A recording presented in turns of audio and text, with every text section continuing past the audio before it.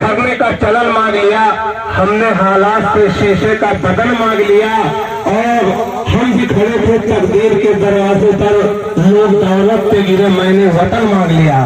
तो आज हमारे बीच में वो महान पर्सनालिटी है, मैं इनवाइट करना चाहता हूँ अपने खंड विकास अधिकारी महोदय से, प्लीज आप जायज से आए और अपने कीमती मशवरे से हमें नवाज रखें। एक जोरदार तालियां अपने इस खुशूसी मेहमान के लिए, जोरदार तालियां सामने समाज।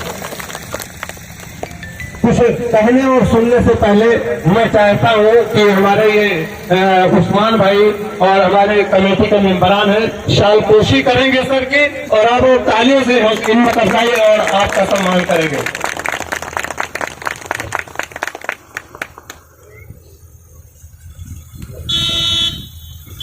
बहुत बहुत धन्यवाद। मैं इस कमेटी को इस बात के लिए धन्यवाद देता हूं कि जो काम हम लोग सिस्टम में रहकर करते हैं वही काम आप बिना सिस्टम के भी कर रहे हैं। आप किसी सिस्टम में नहीं हैं।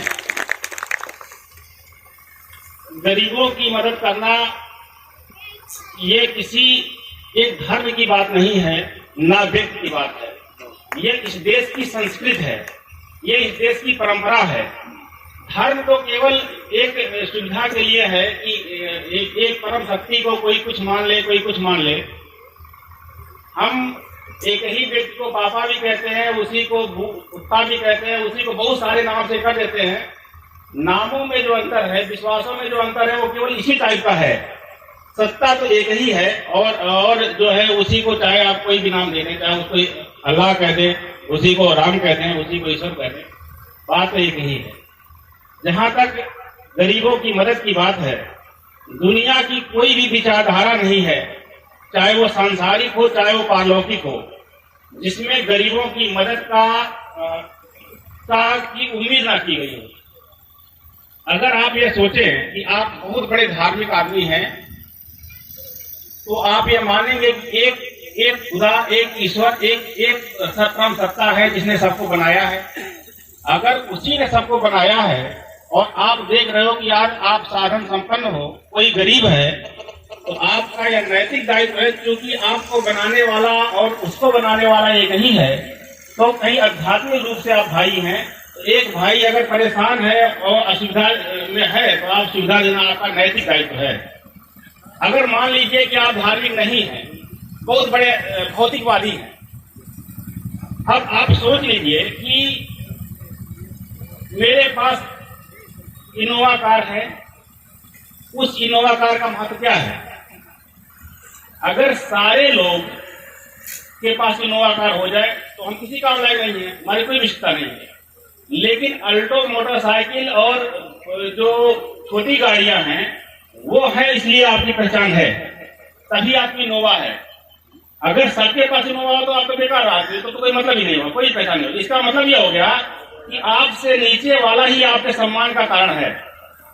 तो जो जिसके कारण आपका सम्मान है, आपका ये दायित्व तो है कि उसको सम्मान दीजिए। जो दुनिया के अर्थशास्त्री हैं जिन्होंने ये कहा कि सोशल जो रिस्पॉन्सिबिलिटी है, सोशल कॉर्पोरेट रिस्पॉन्सिबिलिटी है, वो यही धारणा है कि जब तक आप नीचे वाले को सम्मान नहीं देंगे तब तक आपकी प्रगति नहीं होगी। वो आध्यात्मिक प्रगति हो चाहे सांसारिक प्रगति हो। और अगर कुछ लोगों ने, जैसे इस सोसाइटी के जो भी सदस्य होंगे, अगर उन्होंने ये बात महसूस कर ली है कि जीवन का बहुत सारा उद्देश्य होता है, मैं अक्सर कहता हूं कि हमारा जीवन उत्तरदायित्वों का एक संग्रह है, एक समुच्चय सेट ऑफ रिस्पॉन्सिबिलिटी है। इसका मतलब ये हो गया कि हम केवल एक उत्तरदायित्व नहीं है कि हम पैसा कमाकर हमने जो है बहुत संपत्ति इकट्ठा कर ली और बहुत बड़े राजा हो गए।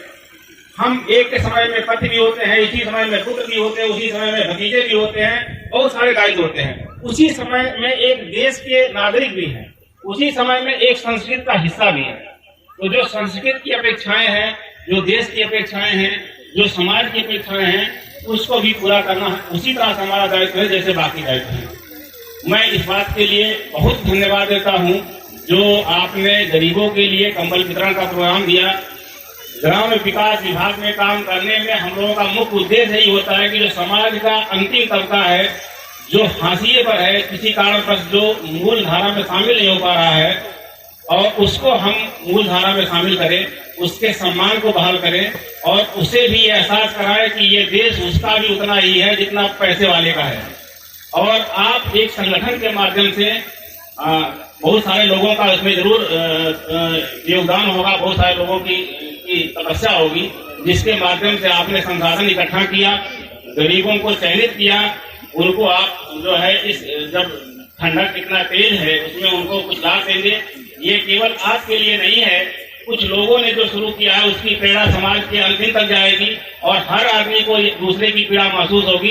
इसी माध्यम से हम एक मजबूत राष्ट्र बनेंगे, एक संवेदनशील राष्ट्र बनेंगे। सबसे बड़ी बात हम एक संवेदनशील देश बनेंगे। धन्यवाद।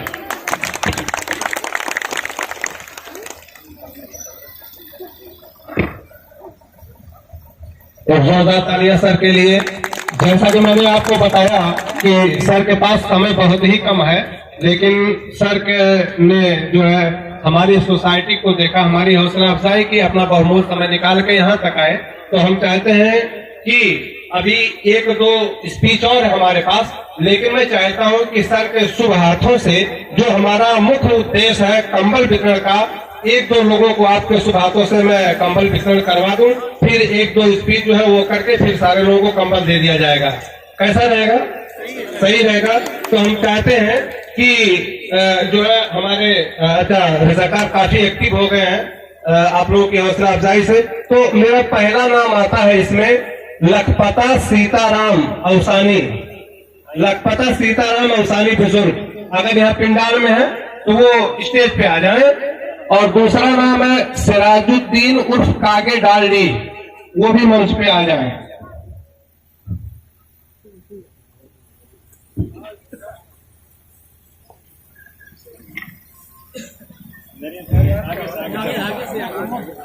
और कम से कम 3 होना चाहिए। राम अजोर छांगुर जी अगर हो तो वो भी आ जाए स्टेज पे। राम अजोर छांगुर जी।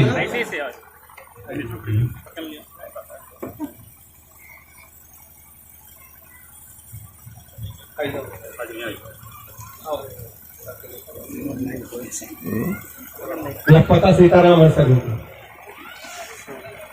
जोरदार तालियां सर, जोरदार तालियां। ये अभी पहली शुरुआत है। ये इतिहास इस्लामिक सोसाइटी की तरफ से ये सबसे पहला कार्य है जो अभी हम लोगों ने जो हमारा उद्देश्य था, ये पहला क्षण है, या ये कह लीजिए क्या इस्लामिक सोसाइटी की जीवन का ये पहला सेकंड है। अगर आप हौसला अफजाई नहीं करेंगे तो फिर इनके हौसले टूट जाएंगे। जोरदार तालियों का सम्मान करेंगे। और दूसरे हैं सिराजुद्दीन उर्फ कागे डालडी। सिराजुद्दीन कागे।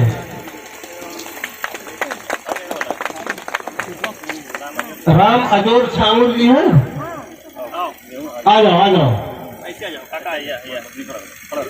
दादा इधर आ जाओ थोड़ा सा।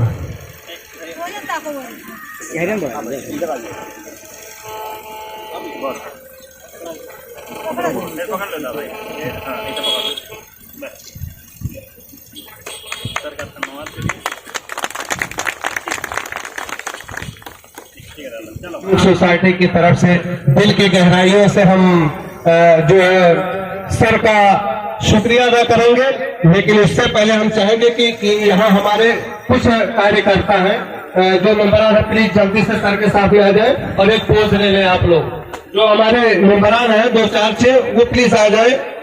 बिलखुसूस जो हमारे आदर्श डॉक्टर उबैदुल्ला असदी सर हैं वो भी आ जाए यहाँ पे स्टेज पे।